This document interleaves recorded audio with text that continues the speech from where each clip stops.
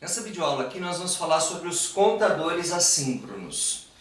O que vem a ser contadores assíncronos? São circuitos sequenciais, ou seja, circuitos que usam elementos de memória, circuitos que usam flip-flops, tá? E que contam, né? Basicamente eles fazem aí uma contagem. Essa contagem ela pode ser ordenada ou pode ser desordenada, tá? Não necessariamente você tem que contar na ordem 0, 1, 2, 3, 4, 5 e assim por diante. Você pode ter uma ordem aleatória de contagem, por exemplo, 0, 2, 3, 1, 4, ok? Aqui nós precisamos diferenciar os contadores assíncronos dos contadores síncronos, né? Nós temos dois tipos. Então, os assíncronos, você tem inicialmente um clock, tá? Em um dos flip-flops, mas os demais flip-flops não precisam compartilhar o mesmo clock, tá? Os demais flip-flops vão usar algum dos sinais do meu flip-flop, ou Q ou Q barra, não vai usar o clock. Já nos flip-flops síncronos, tá? Todos os flip-flops, né? Eles vão compartilhar a mesma linha de clock, eles vão compartilhar o mesmo clock, ok? Mas nessa aula nós vamos falar dos contadores assíncronos, ou seja, aqueles que não compartilham a mesma linha de clock, tá? Ou seja, né, o clock não é comum a todos os flip-flops. Então, quando o clock não é comum a todos os flip-flops, nós temos um contador assíncrono. Vamos começar aqui com o contador mais básico, tá? Que ele conta 0, 1, 0, 1, 0, 1, é um contador de 1 bit só. E para esse contador de 1 bit nós vamos usar um único flip-flop, que é um flip-flop do tipo D, tá? Então esse daqui é um flip-flop do tipo D, que foi visto em aula, tá? E o que nós vamos fazer? Nós vamos pegar a entrada Q barra e ligar de volta essa entrada Q barra na entrada D, né? Então o que vai acontecer? Quando eu dou um clock, o que está em D passa para Q, né? Como em D está o valor de Q barra, tá? Eu vou ter o valor de Q barra aqui em Q. Então, inicialmente, nós vamos considerar, tá, que Q tem o valor 0, ok? Então, inicialmente, o nosso valor de Q ele é 0, tá? Então, se Q é 0, a gente tem que Q barra vale 1, tá? Então, a minha entrada aqui em D é 1, ou seja, né, é o complemento de Q barra aqui, tá? O que acontece quando eu dou o clock? Quando eu dou o clock, o que está em D passa para Q. Então, esse 1 aqui que está em D vai passar para Q. Então, Q vai ficar valendo 1.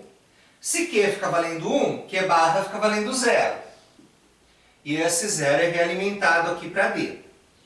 Ok? Aí eu dou um outro clock. O que vai acontecer? O que está em D passa para Q, né? Então, esse 0 que está aqui em D vai passar para Q, Q vai passar a ser 0, Q barra vai passar a ser 1, e eu vou ter um 1 aqui novamente na entrada D, né? No diagrama de temporização vai acontecer o seguinte, né? A gente sabe que o flip-flop, ele é alimentado, tá? Ele é modificado apenas quando eu tenho a borda de subida do clock. Então vamos considerar aqui uma temporização, tá? A gente sabe que o valor de Q, né, o que está em D vai passar para Q quando eu tiver a borda de subida do meu sinal de clock. Então quando eu tenho a borda de subida do meu sinal de clock, já que se trata de um flip-flop, e o flip-flop é acionado pela borda de subida, nesse caso aqui, né? O flip-flop, eu não falei na aula sobre flip-flop, mas ele poderia ser acionado pela borda de descida, né? Se ele fosse acionado pela borda de descida, você teria esse símbolo aqui na entrada do clock. Mas como a gente não tem o símbolo de negação na entrada do clock, né? Ou seja, que na entrada do clock a gente não tem esse símbolo de negação, o flip-flop ele é acionado na borda de subida, ok? Então aqui na borda de subida, o que vai acontecer? O valor que está em Q barra, que no caso é 1, vai passar para Q, né? Porque o valor, se Q é 0, né? Se Q vale 0, Q barra vale 1. O valor que está entrando em D é 1. Quando eu der o clock, o que está em D passa para Q. Então Q vai passar a ser 1 aqui nesse instante, tá? No próximo instante, no próximo pulso de clock, na próxima borda de subida do meu clock, o meu Q que está em 1 ele vai passar a ser 0. Tá? Então vai acontecer isso aqui. Ok?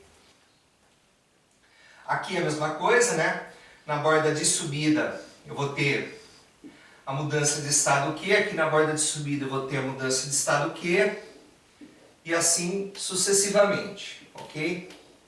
Veja que aqui a gente tem uma frequência para esse clock aqui, né? O que seria a frequência? O número de ciclos por segundo, né? Então vamos supor que aqui eu tenho um ciclo por segundo, certo? Então a cada segundo eu tenho um ciclo. O que aconteceu aqui?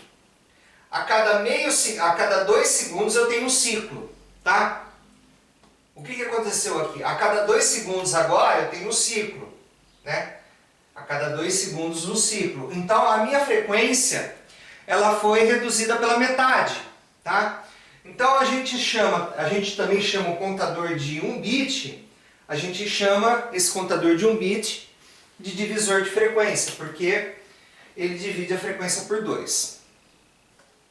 Muito bem, até aqui tudo bem, né? E se eu quiser continuar dividindo minha frequência por 2, né? O que eu faço? Bom, eu posso pegar, né?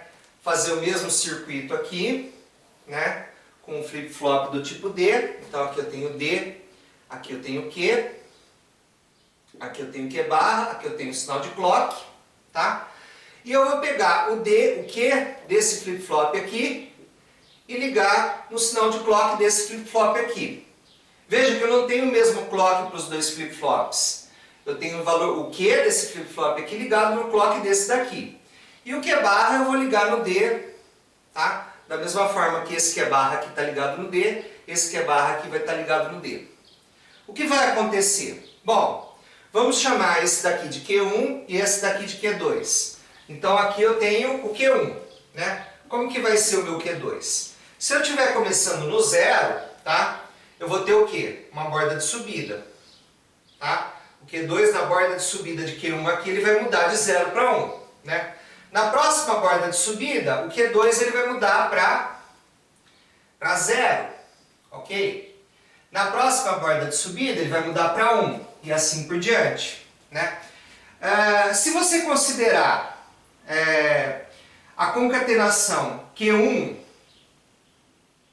Q2, a gente tem um contador decrescente. Por quê?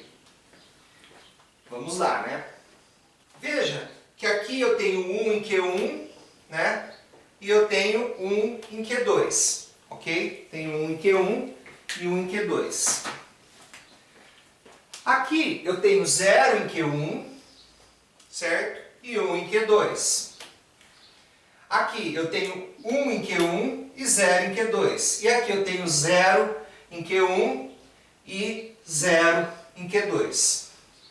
Ok, vamos chamar esses instantes de tempo de T1, T2, T3 e T4, né? Vamos colocar aqui T1, T2, T3 e T4. E vamos analisar a combinação Q2, Q1, certo? Então nós vamos analisar essa combinação aqui, né? Como que está Q2 e Q1 no instante T1? Eles valem 1, 1, ok? Depois, no instante T2, Q2 vale 1, Q1 vale 0. Q2 vale 1, Q1 vale 0. No instante T3, Q2 vale 0, Q1 vale 1. Q2 vale 0, Q1 vale 1. Por último, você tem no instante T4, né? Q2 valendo 0 e Q1 valendo 0. Então 0 e 0. Perceba que se você ir daqui para cima, tá? Você está contando, né? Porque você tem 0, 0, 0, 1, 1, 0, 1, 1. E depois você volta para 0, 0. Ok? Então isso daqui é um contador assíncrono, né? Esse circuito aqui, ele é um contador assíncrono e decrescente, tá?